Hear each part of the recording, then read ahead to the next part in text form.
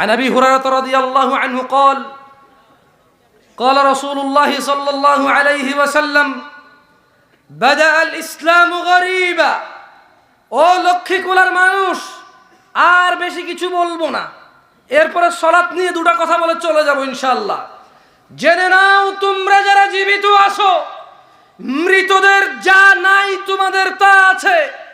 মৃত তার গুনাহকে আর নেকিতে পরিবর্তন করতে পারবে না।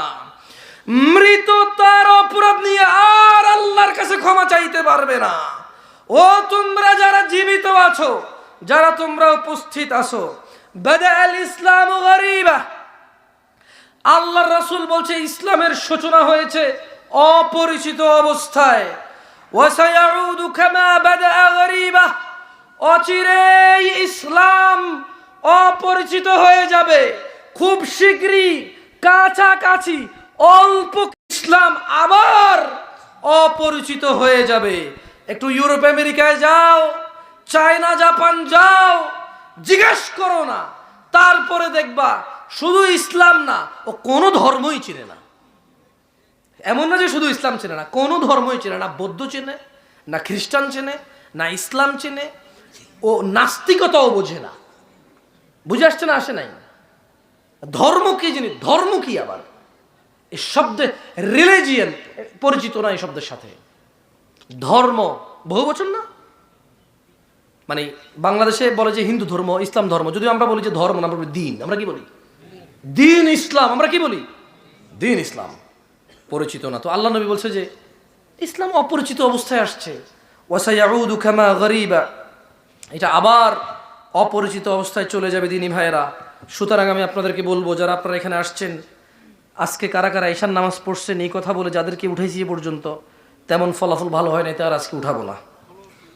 ঈশান নামাজ কয়জনে পড়ছেন এ কথা কয়ে যাদেরকে উঠাইছি এ পর্যন্ত ফলাফল পাই নাই। 95-90% মুসলমানের দেশে ঈশান নামাজ কয়জনে পড়ছেন উঠে দাঁড়ান এ কথা বললে আপনি আস্থা রাখতে পারেন আমার কথার উপরে। 10% মানুষও দাঁড়াইতে পারে না। 10% মানুষও দাঁড়ায় না। অনেক সময় হুজুর নিজে ঈশা পড়ে না, এখন ওয়াজ শেষ করে যা পড়বে। বুঝলেন? হ্যাঁ, খুব তাড়া, হুজুর যাবে পড়ে গেছে, নামে নাই মুসাফির।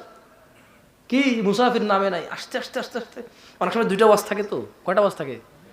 চস, হয় একটাতে এসে খুব তাড়াহুড়া করতেছে চলে যাবে আরেকটাতে যাওয়ার জন্য, অথবা আরেকটা শেষ করে খুব তাড়াহুড়া করে কোনো রকমে আইসা জানে বাইচা মাহফিল ধরছে। হুজুর কিন্তু এখন ঈশা পড়ে নাই, জানেন? এবার হুজুর ওয়াজ শেষ করে একটা ভালো করে ওদেরকে, আয়োজকদেরকে কি সাবাস, এরকম একটা ওয়াজ করছো। মাহফিলের আয়োজন করলে এরকমই করতে হয়, যাতে টাকা যাতে কম না দেয়। বুঝলেন না? তোমরাই যুবক, তোমরাই সোনার ছেলে, তোমরাই আগামীর ভবিষ্যৎ, ফুলাই ফেলবে ওরে। বুঝলেন না? এরপরে ওই তো কবে যে ঠিক আছে হুজুরের সাথে আমার ভালো খাতিল হয়ে গেছে, কিন্তু বোঝে না যে এখান থেকে যাওয়ার পর জীবন আর হুজুর কলই ধরবে না। হ্যাঁ, এরপরে হুজুর ড্রাইভার বলবো যে নামাজটা বলছে চলো চলো এখান থেকে আগে বের হই, নামাজ পড়িনি এটা জানলে সমস্যা। বলবো যে হুজুর আপনি ওয়াজ করে গেলে এখন এসেই পড়েন নাই, আমরা ওই দিকে যাই পড়বো। আমরা কি করবো? ওই দিকে যাই পড়বো। ওইদিকে কি হবে? খানাটা না খাই ওয়াশ টোয়াশ করে ভালোটা টাকা পায়, যদি ভালো ঘুম।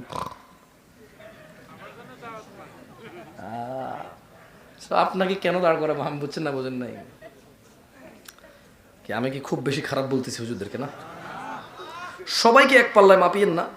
আমি খারাপ মানে তো সবাই খারাপ না। আল্লাহ আমাকে ক্ষমা করুক, আমিন। দোয়া করি না আমার জন্য। যাই হোক, আমরা কারা কারা আল্লাহ নবীর উম্মত?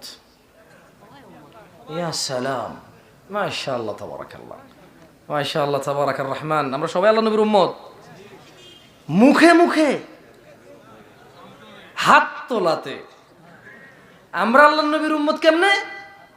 হাত তোলাতে।